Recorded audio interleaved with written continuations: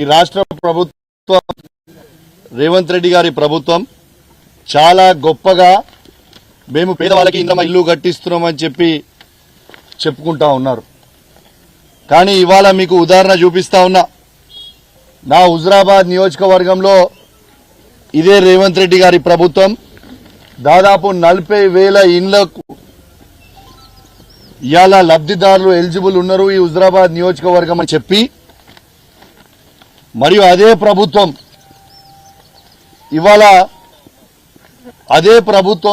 40,000 మందికి సాచురేషన్ మోడ్లో ఇల్లులు ఇస్తామని చెప్పి ఇవాళ కేవలం 1000 నుంచి 1500 ఇండ్లు మాత్రమే ఆ హుజరాబాద్ నియోజకవర్గంలో ఇండ్లు ప్రొసీడింగ్స్ కాపీలు ఇచ్చి మళ్ళీ అది కూడా దొంగ ప్రొసీడింగ్ కాపీలు ఇస్తా ఉన్నారు, పేదవాళ్ళని ఇబ్బంది పెడతా ఉన్నారు. ఇవాళ నేను హుజరాబాద్ నియోజకవర్గం వీణవంక మండలం వీణవంక గ్రామం నుంచి ఇవాళ ఎలక్ట్రానిక్ మీడియా ప్రింట్ మీడియా సాక్షిగా ఇలా ఇక్కడ చూడొచ్చు, మీరు మీడియాలందరూ చూపే లబ్ధిదారులు నిల్చొని ఉన్నారు. ఇలా ఎగ్జాంపుల్ చెప్తా ఉన్నాను మీకు. ఇలా వీణవంక గ్రామంలో దాదాపు 33 ప్రొసీడింగ్ కాపీలు ఇచ్చిండ్రు. ప్రొసీడింగ్ కాపీలు ఇచ్చి మీరు ఇల్లు కట్టుకోండి అని చెప్పి ఈ విధంగా మీరు చూడొచ్చు. ఇది వాళ్లే ఇచ్చిన ప్రొసీడింగ్ కాపీస్. ఏమని ఇచ్చిరు? ఇంద్రమ్మ ఇండ్లు మంజూర్ పత్రం. ఇది ఈ ప్రభుత్వం ఇచ్చిన పత్రం. ఇచ్చిన తర్వాత ఇగోండి ఎగ్జాంపుల్, మా మారం లచ్చక్క ఇల్లు శాంక్షన్ చేసిర్రు అని, ఇగో ఇల్లు ఇప్పి కొంచెం జరుగురే అది చూపిద్దాం, ఇంకా జరుగుతుంది మీరు జరుగురు. ఆమె పాత ఇల్లు ఇప్పి ఇల్లు కట్టుకొని అప్పు తెచ్చుకొని దాదాపు 2-3 లక్షల రూపాయలు అప్పు మిత్తికి 3 రూపాయలు మిత్తికి తీసుకొని వచ్చి వాళ్ళు ఇల్లు కట్టుకుంటుంది. ఈ పిల్లర్ వేసుకురు, మట్టేసిరు, మీకు కనబడతా ఉంది. వీళ్ళందరూ ఇట్లా వీణవంక మండలంలో ఎగ్జాంపుల్ గా ఇది చూపిస్తా ఉన్నాను. వీణవంక గ్రామంలో ఇట్లా దాదాపు 29 మంది ఉన్నారు. వాళ్ళందరూ వేసుకున్న తర్వాత ఏం చేస్తున్నారు వీళ్ళు? ఇప్పుడేం చెప్తున్నారు? మీకు పోయినసారి 20 ఏళ్ల క్రితం ఇంద్రమ్మ ఇళ్ల కింద మీరు 5 సిమెంట్ బ్యాగులు తీసుకుర్రు, 3,000 రూపాయలు తీసుకుర్రు, కాబట్టి మీకు ఇల్లు రాలేదు, క్యాన్సల్, అది పత్రం మేము ఇచ్చింది చెల్లదు మీకు అని చెప్తా ఉన్నారు అధికారులు. వాళ్ళు గిట్లా ఇల్లు తీసుకున్నట్టు, వాళ్ళు సిమెంట్ బస్తాలు తీసుకున్నట్టు రేవంత్ రెడ్డి గారు మీరు చూపిస్తారా వాళ్ళు సంతకాలు పెట్టిన ఎక్కడన్నా? లేకుంటే వాళ్ళు డబ్బులు తీసుకున్నట్టు మీరు సంతకాలు పెట్టినట్టు చూపిస్తారా? ఏ విధంగా మీరు ఈ ఇళ్ళని క్యాన్సిల్ చేస్తారని చెప్పి నేను అడుగుతా ఉన్నాను. ఇలా ఇదే లబ్ధిదారులని మీ ప్రభుత్వమే కదా వాళ్ళని సెలెక్ట్ చేసి ఇక్కడికి వచ్చింది మీ అధికారులే కదా, ఈ మండల అధికారులను పంపించింది మీరే కదా, పంపించి ముగ్గు ఓపించింది మీరే కదా, మరి వాళ్ళకి ఎట్లా క్యాన్సిల్ చేస్తారని నేను అడుగుతా ఉన్నాను. ఎట్టు పరిస్థితుల దీని మీద తీవ్రమైన ఉద్యమం చేస్తాం, హెచ్చరిస్తా ఉన్నాను. వాళ్ళు పేదవాళ్ళు, వాళ్ళందరూ కూడా డబ్బు తెచ్చుకొని అప్పు 3 రూపాయల మిత్తికి తీసుకొని వచ్చి ఇలా పెట్టుకుంటా ఉన్నారు. మీరు ఇవ్వకపోతే మాత్రం ఊకునే ప్రసక్తే ఉండదు. అసలు నేను అడుగుతా ఉన్నాను, ఇల్లు కట్టుకునే వాళ్ళందరూ కూడా పేదవాళ్లే. ఆ పేదవాళ్ళకి మీరు కాంట్రాక్టర్లకేమో బడా కాంట్రాక్టర్లకేమో 1,000 కోట్ల రూపాయలు అడ్వాన్స్ మొబిలైజేషన్ కింద ఇస్తా ఉన్నారు. మరి పేదవాళ్ళకి ఇల్లు కట్టుకోవడానికి వాళ్ళ దగ్గర పైసలు లేవు, వాళ్ళు గరీబోళ్ళనే కదా మనం వాళ్ళకి ఇల్లు శాంక్షన్ చేసేది. మరి అడ్వాన్స్ గా మీరు పత్రం ఇచ్చినప్పుడు ఈ పత్రంతో పాటు మీరు 1,00,000 రూపాయల ప్రొసీడింగ్ కాపీ ఇస్తే తప్పేంటిది అని నేను అడుగుతా ఉన్నాను. 1,00,000 రూపాయలు వాళ్ళ అకౌంట్లో వేస్తే తప్పేందని నేను అడుగుతా ఉన్నాను. వాళ్ళ దగ్గర డబ్బులు ఎక్కడివి? వాళ్ళు పోయి ఇప్పుడు ఊర్లో ఉన్న దళారుల దగ్గరికి పోయి, ఊర్లో ఉన్న పెద్ద సేట్ల దగ్గరికి పోయి మిత్తికి తీసుకొని వస్తా ఉంటే ఇలా పేదవాడు ఇబ్బంది పడతా ఉన్నాడు. అదే విధంగా ఇలా మేము డబ్బులు వేసినాం అని చాలా గొప్పగా చెప్తా ఉన్నారు వీళ్ళు. అసలు డబ్బులు ఎక్కడేసిరండి? వీణవంక మండలంలో ఇలా శ్రీరాములపేట గ్రామంని పైలట్ ప్రాజెక్ట్ ఈ మండలంలో చేస్తా ఉన్నాం, సాచురేషన్ మోడ్లో చేస్తా ఉన్నామని చెప్తా ఉన్నారు. మీరు ఇల్లు కట్టుకోండి అని వాళ్ళకి ఇచ్చిండు. వాళ్ళు ఇల్లు కట్టుకొని బేస్మెంట్ కట్టిన తర్వాత కూడా మీరు ఇవాళ వాళ్ళకి 1,00,000 రూపాయలు ఎందుకు ఇయ్యలేదు? ఇలా ఉదాహరణ చెప్తా ఉన్నా, మీకు 4 పేర్లు చదువుతా నేను ఎగ్జాంపుల్ కి. శ్రీరాములపేట గ్రామం నుంచి విజయాని బేస్మెంట్ కట్టుకుంది మీరు ఇచ్చిన ప్రొసీడింగ్ తర్వాత సునీత అని కట్టుకున్నది, తర్వాత సంగం సునీత అని కట్టుకుంది, తర్వాత చంద్రకళ అని కట్టుకున్నది. ఈ 4 కట్టుకున్న తర్వాత మీరు ప్రొసీడింగ్ కాపీ ఇచ్చి పైలట్ ప్రాజెక్ట్ అని చెప్పుకుంటూ వాళ్ళు బేస్మెంట్ కట్టుకున్న తర్వాత కూడా మీరు ₹1,00,000 ఎందుకు ఇవ్వలేదు వాళ్ళకి అని నేను అడుగుతా ఉన్నాను. ఖచ్చితంగా దీనికి మీరు జవాబు చెప్పాల్సిన అవసరం ఉంది. ఈ ఇంద్రమ్మ ఇల్లు కూడా తూతు మంత్రంగా మీరు చేస్తూ ఉన్నారా అని చెప్పి నేను అడుగుతా ఉన్నాను. ఈ తూతు మంత్రంగానే చేస్తా ఉన్నారా? ఇలా పేదవాళ్ళని ఎందుకు ఇబ్బంది పెడతా ఉన్నారు? అదే విధంగా నా హుజురాబాద్ నియోజకవర్గంలో ఇలా సాచ్యురేషన్ మోడ్ లో కేసీఆర్ గారు దళిత బంధు అని ఒక పథకం తీసుకొని ఒక దళితులు బాగుపడాలని ఒక గొప్ప ఉద్దేశంతో సాచ్యురేషన్ మోడ్ లో దళితులకు దళిత బంధు ఇస్తే ఇలా పేద దళితులకి మీకు దళిత బంధు వచ్చింది, మీకు ఇల్లు ఇయ్యమని మీరు ఎందుకు అంటున్నారు? మీరు ఎందుకు ఇయ్యరు వాళ్ళకి ఇల్లు? దళితులకి కూడా మీరు ఇల్లు ఎందుకు ఇయ్యరు అని చెప్పి నేను అడుగుతా ఉన్నాను. మీ జియో కాపీలో ఎలక్షన్లలో ఎక్కడైనా దళితులకి మేము ఇల్లు ఇయ్యము అని మీరు ఎక్కడైనా పెట్టిర్రా? ఇలా వాళ్ళు పేదవాళ్లే కదా, వాళ్ళకు కూడా ఎందుకు ఇల్లు ఇస్తలేరు? మరి ఇక్కడ ఉన్న పేద మైనారిటీలు వాళ్ళు ఇల్లు ఇప్పుకున్నారు, వాళ్ళు మీరు చూపించవచ్చు లబ్ధిదారు. నేనేం రాజకీయం చేస్తలేను, ఇలా నేను ఉన్న వాస్తవమే తీసుకొచ్చి లైవ్ గా ఇక్కడ చూపిస్తున్నా తప్పితే నేను నా సొంత కవిత్వమో నేను రాజకీయమో చేస్తలేను. ఇలా మీడియా మిత్రులు అందరు కూడా ఉన్నారు, ఇక్కడ అన్ని ఛానళ్లు కూడా ఉన్నాయి, ఇక్కడ లైవ్ గా మీరే చూస్తా ఉన్నారు. ఎంత ఇబ్బంది పడుతున్నారు, ఏ విధంగా ఇబ్బంది పడుతున్నారు ప్రజలు అనేది మీరు చూస్తా ఉన్నారు. ఎట్టు పరిస్థితిలా వాళ్ళకి గిట్లా మీరు ప్రొసీడింగ్ కాపీ ఇచ్చిన వాళ్ళందరికీ కూడా మీరు ఏ విధంగా క్యాన్సిల్ చేస్తే హుజురాబాద్ నియోజకవర్గంలో, అదే విధంగా తెలంగాణ రాష్ట్రంలో అన్ని నియోజకవర్గాలలో ఇదే విధంగా చేస్తున్నారని నాకున్న సమాచారం. నా హుజురాబాద్ నియోజకవర్గంలో ఎగ్జాంపుల్ లో ఒకటి చూపిస్తా ఉన్నాను. మీరు గిట్లా వాళ్ళ క్యాన్సిలేషన్ చేస్తే మాత్రం నేను తీవ్రమైన పరిణామాలు ఎదుర్కొన్న పరిస్థితి వస్తుంది. రేవంత్ రెడ్డి గారు, మిమ్మల్ని ప్రశ్నిస్తే కేసులు పెడతాం, మిమ్మల్ని అడుగుతా ఉంటే జైల్లో పెడతాం. నువ్వు ఎన్ని జైల్లో పంపినా, మా మీద ఎన్ని అక్రమ కేసులు పెట్టినా, మమ్మల్ని జైల్లో పంపాలనుకున్నా కూడా నా హుజురాబాద్ నియోజకవర్గ పేద ప్రజల కోసం నేను జైల్లో పండుకోవడానికి కూడా సిద్ధంగా ఉన్నా మిస్టర్ రేవంత్ రెడ్డి, గుర్తుపెట్టుకోండి. కానీ ఎట్టు నిక్కయ్యాలా మీరు మమ్మల్ని మాట్లాడొద్దు, మీరు చేయొద్దు అంటే ఊకునే ప్రసక్తే ఉండదు. ఇలా లైవ్ గా కనబడతా ఉంది, మీకు మొత్తం లైవ్ గా చూపిస్తా ఉన్నాను. ఇక్కడ ఎటువంటి రాజకీయం చేస్తలేను. దీంట్లో ముగ్గు పోసింది మీరే కదా రేవంత్ రెడ్డి గారు, మీ ప్రభుత్వమే కదా. ఇలా అసలు మీరు ముగ్గే పోయకపోతే వాళ్ళ ఇల్లే కూలగొట్టబోతుండే కదా, వాళ్ళ పాతిళ్ళు. ఇలా పాతిళ్ళు మొత్తం ఇప్పుకున్న తర్వాత బోళ్ళన్నీ కూడా బయట వేసుకొని చిన్న గుడిసేసుకొని పక్క నుండి వాళ్ళు ₹3 మిత్తికి తెచ్చుకొని ఇల్లు కడుతున్న తర్వాత మేము కట్టమంటే ఇదేం పద్ధతి? ఇలా పేదల జీవితాలతో చెలగాటం ఆడకండి మిస్టర్ రేవంత్ రెడ్డి గారు, ఇది క్లారిటీగా చెప్తా ఉన్నాను మీకు. అదే విధంగా ఇలా హుజురాబాద్ నియోజకవర్గంలో రైతులందరూ కూడా ఇబ్బంది పడతా ఉన్నారు.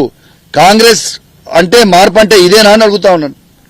ఏ నాడన్నా కేసీఆర్ గారు తెలంగాణ వచ్చిన తర్వాత 2014 నుంచి 2023 వరకు 9.5 సంవత్సరాలు ఒక్కసారన్నా యూరియా బత్తల ప్రాబ్లం వచ్చిందా? డిఏపి ప్రాబ్లం వచ్చిందా? ఇవాళ మొత్తం కూడా నా హుజురాబాద్ నియోజకవర్గంలో యూరియా బత్తలు షార్టేజ్, డిఏపి షార్టేజ్, రైతులకి మళ్ళా కూడా లైన్లల్లా చెప్పులు పెట్టుకునే రోజులు తీసుకొచ్చిరు ఇదే కాంగ్రెస్ పార్టీ అని చెప్పి నేను చెప్తా ఉన్నాను. సిగ్గుచేటు, రైతులందరూ ఎదురు చూస్తా ఉన్నారు. కేసీఆర్ గారు రైతే రాజుగా భావించి, ఇలా కేసీఆర్ గారు రైతే రాజుగా భావించి ఇలా రైతులకి అద్భుతమైన నీళ్లు, అద్భుతమైన కరెంటు, పెట్టుబడికి రైతు బంధు కేసీఆర్ గారు ఇచ్చేది. ఇలా మీరు ఒక్కొక్క రైతు బంధు వేసినామని విర్రవీగుతా ఉన్నారు. మీరు రైతు బంధు ఎంత ఇస్తామని చెప్పిర్రు? ఎకరానికి ₹15,000 ఇస్తామని చెప్పింది రేవంత్ రెడ్డి గారే. మరి ₹15,000 ఎందుకు ఇయ్యలేదు నా నియోజకవర్గంలో ఉన్న రైతులకని నేను అడుగుతా ఉన్నాను. కేవలం ఎన్నికల కోసమేనా రైతు బంధు? అప్పుడు పార్లమెంట్ ఎలక్షన్స్ ఉండే కాబట్టి రైతు బంధు కేసీఆర్ గారు ఇచ్చే రైతు బంధు ఇచ్చిండ్రు.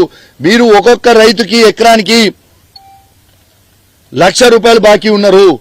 అవన్నీ కూడా వేసిన తర్వాతనే మీరు ఓట్లు అడగాలి. ఇలా మీరు ఏం చేస్తున్నారు? ఇలా రైతు బంధు పార్లమెంట్ ఎన్నికలలో రైతు బంధు వేసిర్రు. ఎందుకు? ఓట్ల కోసం వేసిర్రు. మళ్ళా ఇవాళ సర్పంచ్ ఎలక్షన్ లో, ఎంపీటీసీ ఎలక్షన్ లో, జెడ్పీటీసీ ఎలక్షన్లు వస్తాయని రైతుల అకౌంట్ లో పైసలు వేసిర్రు. రేపు ఎల్లుండ నెల రోజుల్లో ఎలక్షన్ కోడ్ వస్తుందని రైతులు అన్ని కూడా అర్థం చేసుకుంటున్నారు.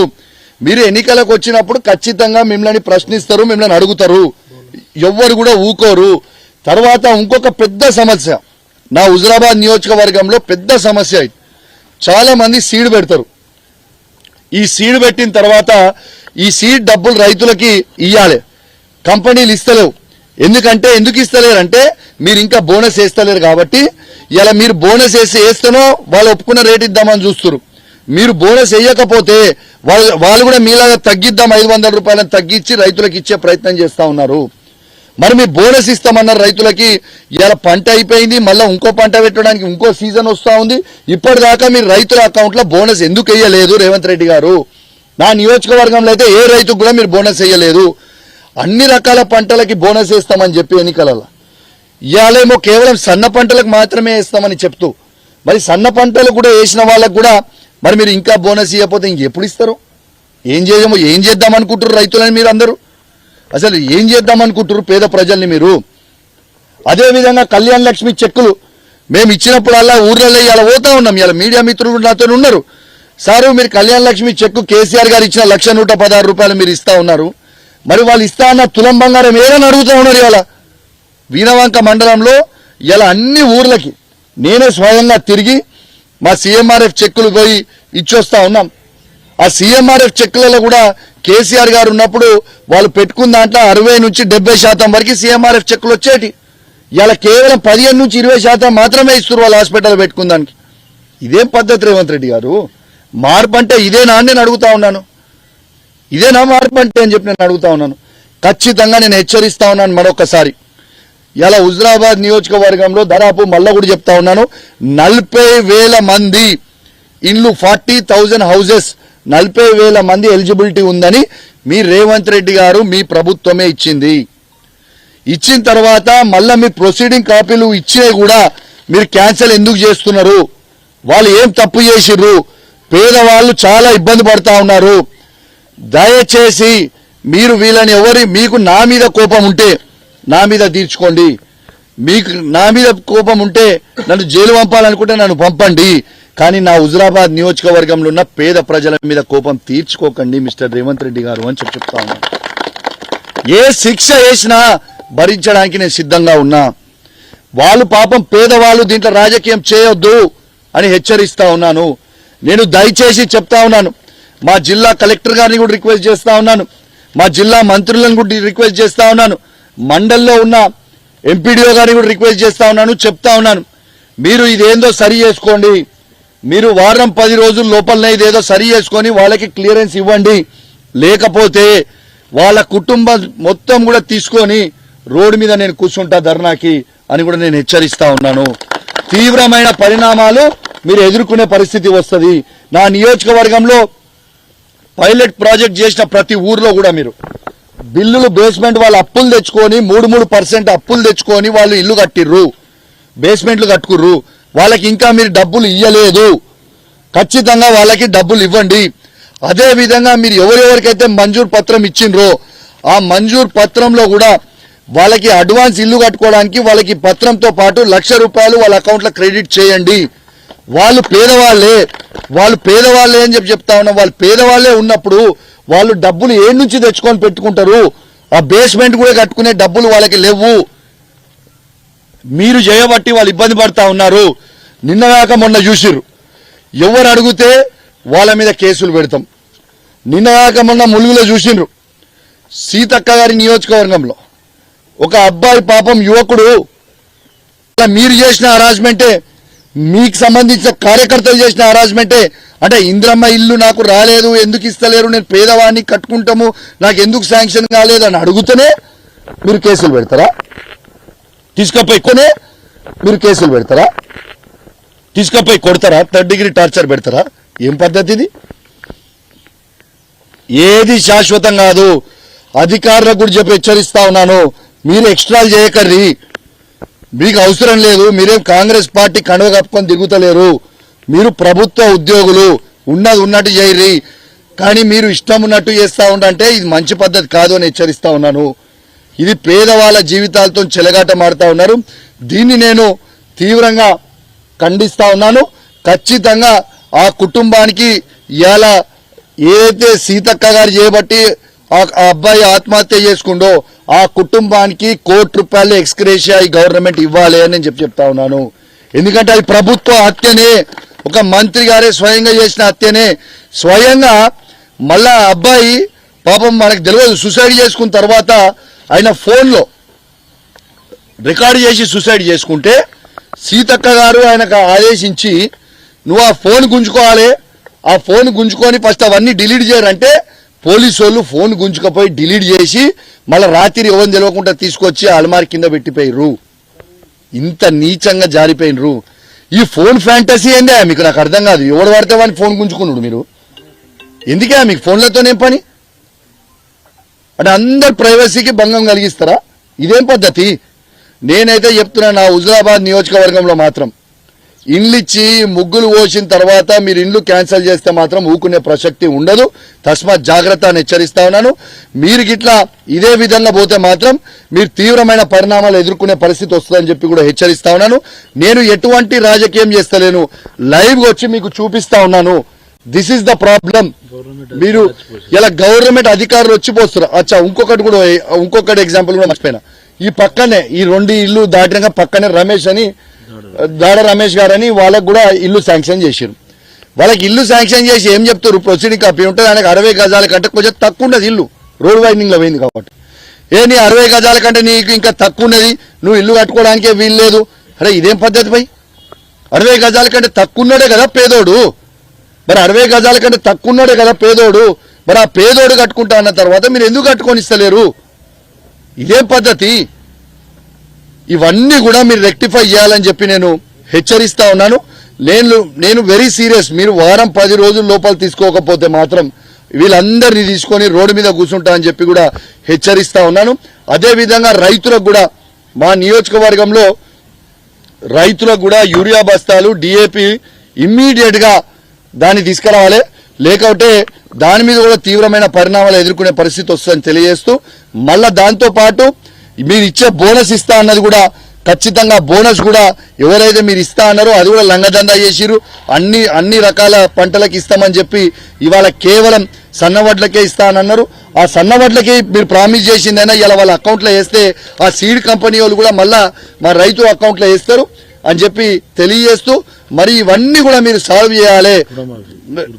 రుణమాఫీ కూడా అది తెలిసిందే, రుణమాఫీ కూడా పూర్తి చేయాలని చెప్పి కూడా తెలియజేస్తూ సెలవు తీసుకుంటాను. జై తెలంగాణ, జై KCR. Thank you very much.